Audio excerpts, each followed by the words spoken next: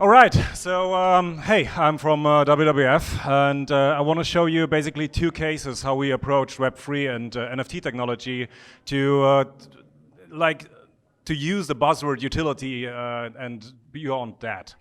So I give you a 2-minute introduction and then two cases, and it will be worth it, I promise. If I click. So, who am I? Basically, I'm a business developer for WWF, which means that I'm looking into new business models. How can I make money with the beautiful brand we have? Because basically everybody knows the panda, which is kind of like an advantage for us, of course. I'm coming originally from the creative space. I'm coming from the music industry. I worked in esports, and now I'm with an NGO. So. Basically what I'm doing is I'm trying to bring the WWF into a new target group, which is Generation XYZ.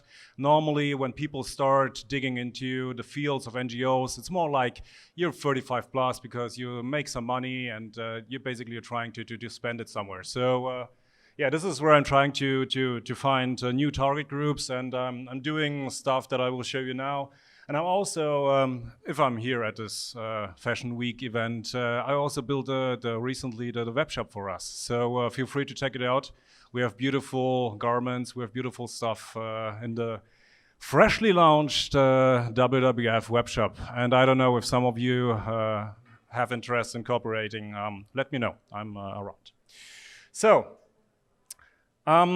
I don't know how deep you are familiar with Web3 by itself. In the end, you could say Web 1 was reading only, Web 2 was you writing, social media, Wikipedia, of course. And now we're transitioning slowly into this buzzword of Web 3, which is basically also owning. If it comes to that, why should we care as an NGO? Basically because there is a prediction of being a $20 billion market by the end of this decade. So I'm looking into this, and I'm looking into this whole blockchain thing. And through all of these different cases you have on the blockchain, most of you, know cryptocurrencies, and one of them is, of course, NFTs. And NFTs is basically, if I talk to boomers, it's this how I explain it. It's you had art before, and basically now you sell the same art. Basically now you sell the same art, on a digital way. You have galleries that are doing NFTs, so it's still this. You own this, and you have the certificate basically that you own it. And this is something that people understand. Okay, it's like art. I can invest in that and I can make money out of that, or I have it, or whatever, because nobody knows where this actually goes to. Or if you compare it, or if I'm talking to a younger generation, it's basically this. It's a Fortnite sword. Here we are. So let's get going. The first case I want to present to you is a campaign that we launched in 2011, kind of like before the huge hype actually made to the mass market. It's called Non-Fungible Animals, and there have been NFTs during 2021, and you have seen cases, you have seen the bigger brands like Coca-Cola, Pringles, you had some influencer like Ratajkowski during their own NFTs. And at a certain point, we were thinking like, okay, how can we use the hype actually and turn it into help? And this is what we've built. NFT is a technology that gives every digital artwork a unique signature. It is a new way of ownership. It has created a lot of buzz and astonishment.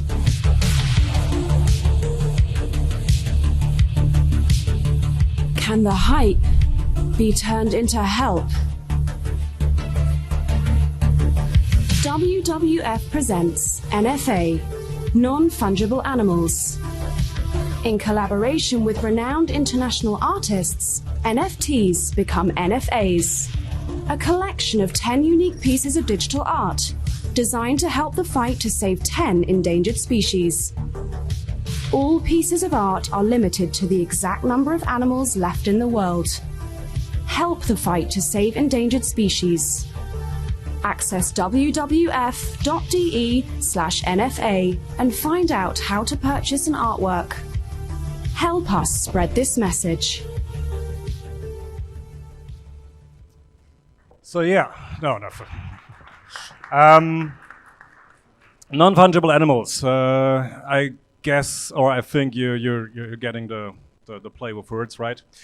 So it's basically, we had 10 different NFTs, and every one of that NFTs was real artwork that we minted and sold in the exact amount of time of this animal actually left on the planet. So you have, for example, you saw this one bird, which is the national bird of Cambodia, and it only exists on this planet 290 times. So it's ridiculous, and this is kind of like how we used NFTs with the campaign to, first of all, use the technology of NFTs in a smart way to make it a real art, and of course, have a good story behind that, because all the generated funds are not going into speculations, but going into actual projects that helping these animals not to be extinct. And we right now on this planet have 8,500 species almost extinct. So we need to do something about that, right? So yeah, just to give you an overview, the campaign was massive. Everyone worked on this pro bono, so everything we got out of that was pretty good. We had a media reach that was worldwide. That was incredible. We, as WWF, normally don't being integrated into magazine like Forbes in the US or something. So we had placements in magazines, we had placements in the web that we usually don't reach in a normal communication from us. We had the Zeit magazine, for example, which was one of my favorites, talking about or writing about what the fuck WWF. So yeah, and they really they really gave us credits for that we approached it pretty well. So, oh yeah, there on the right side you also see we had a lot of media then for free in the subways, and yeah, was a good campaign. So in the end, basically we made over $300,000 with it, going into good projects.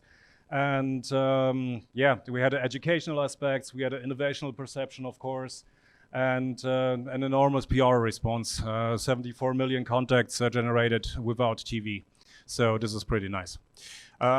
We basically also won everything you can win with this campaign. I now have a WebView award and Cannes Lion and stuff like that. So yeah, that was pretty good. All right. So this was the very first campaign how we took NFTs back. Oh, now I have to say 2 years ago, because it's 2021. And you see on the right side, there is this post from one of the artists that we've chosen. It's Etienne Kiefer, and he built a Saola, and he sold it out. We had Saola is only 100 left on this planet, so we had $399 for the Saola, and yeah, so we made kind of like 40,000 through him. And with him, I sat down at the very beginning of last year, and we were thinking like, okay, what should we do? It was very successful. Should we do like a second round of that? But you know how it is. If you work with innovation, you don't want to do the same thing again, even though it would make money and would be probably smart. But in the end, no, we thought about, let's go further. Let's build the very first metaverse for the good cause. So this is basically how we started at the very beginning of last year. We were watching what's the status quo of the metaverse, and basically, if you look into this whole universe of many different metaverses popping up, beside of Meta trying to kind of like claim it. I saw that someone from Meta is also presenting here, so I'm gonna be careful. But basically, you have a lot of metaverses, and it's always for the same reason. It's basically to promote the brand, right? To sell products. So this is the status quo right now, and most of that also looks more or less like Second Life in 2002. So yeah, where is like the development in this, right? Talking about Meta, right? this doesn't help. So we were thinking like, what should we do to make it better? And we were thinking, okay, what we need is a purpose behind that. So this is what we've built throughout the last year with Etienne, who should have been sitting here but can't. Yeah, this is an inside of the first metaverse for the good cause we've built.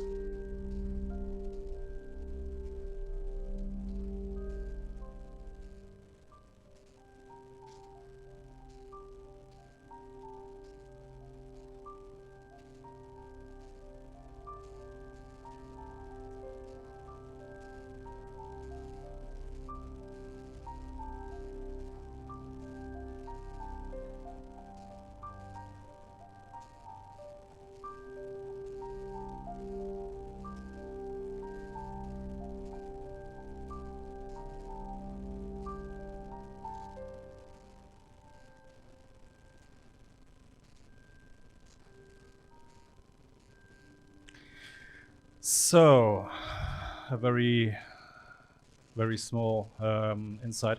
So basically, we have a collaboration with Safe Species. Safe Species is the creator of the metaverse. In this metaverse, we've created the very first case, which is a campaign called Ocean Detox. The goal behind the campaign is that we're basically raising funds for real cleanups in Vietnam, where we have an island, where we're cleaning the beach, where we're cleaning the coral reefs and everything. So basically, we built a whole metaverse by our own. This is all our own technology in Unreal 5. If some of you are familiar with gaming or the next generation of movies, this is basically it. So it looks super dope. And yeah, basically what you see, we have integrated some pieces of some quick and dirty educational pieces. We have some parts where we basically inform the people where the money is going to. We have a hot button where you just need to press, and then you're spending €3 on PayPal, which is the amount of 1 kilo, because an ocean cleanup, like 1 kilometer, is like €3,000. So yeah, this is the very first campaign, and the whale you've seen back there. It's basically this. It's an anamorphic installation, which means if you look from the front, you see a whale. The whale is completely made out of plastic trash. And if you walk to the side, you see that there's basically hanging like behind it. You saw it probably on the video before. So this whale, every piece of that is 50 different pieces. We also created super nice NFTs out of that. This is a COVID test. Basically nobody wants to see anymore, but yeah, so we are selling this, trying to raise the awareness of single-use plastic, or plastic in general, that is being basically ending up in our oceans and on the beaches, right? So we have several of them. And so we launched a campaign basically 2 months ago on the German mass market. We haven't digged into Web3 yet. But we had, during the very first 48 hours, we had 5K visitors. And we had an average time that was over 6 minutes spent in the metaverse, which is double the amount of a very huge German car brand that recently launched in the metaverse. We had a lot of impressions. The campaign worked pretty well digitally. We had people, basically walking through the metaverse and screen recording this and talking about this. So again, this is a very new way and a very smart way, as I see it, for the WWF to approach new target groups, to approach younger people, to approach, because this is gaming scene, right? This is gaming scene. This is like you guys, creative people that like innovation and good ideas. Yeah, you also see that in the background. If you walk into the snow, it starts snowing from the top and everything, so that's pretty nice. Yeah, LinkedIn, blah, blah, blah, blah, blah. You know the deal. Insta. It's hosted server-wise also from a Berlin-based company, which is also nice, called Journey. We had some for the media agency, that always helps, of course, if you do good stuff. So we had a lot of pro bono TV advertisements and then integrations like NTFO and others. So yeah, and in the end, we also had tried to how it looks like in VR, because basically this is all not VR. This is all a website where you dive into from your computer or from your phone. This works perfectly fine, right? We also had an event on the Kudam for launching where we used Spark AR technology, where you had the whale. Basically, you could walk around and then check that out. So we're playing around a little bit with this. And yeah, this is basically only the beginning. We're planning to have more habitats with forests, with Arctic in this year. And yeah, two insights how we are approaching a WWF right now, Web3, NFTs, and trying to do it for the good cause and trying to reach new target groups. Thanks for listening.